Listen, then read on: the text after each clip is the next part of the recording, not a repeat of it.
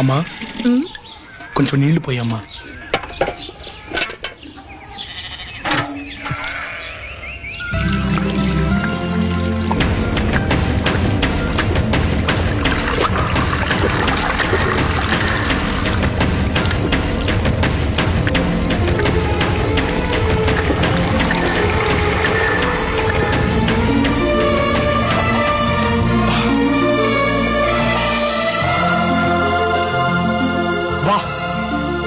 ఏం పెట్టావురా ఈ నేల్లో? నీళ్లు తాగితేనే నెత్తురు మరుగుతోంది. సేమంటే ఎట్టుంటుందిరా?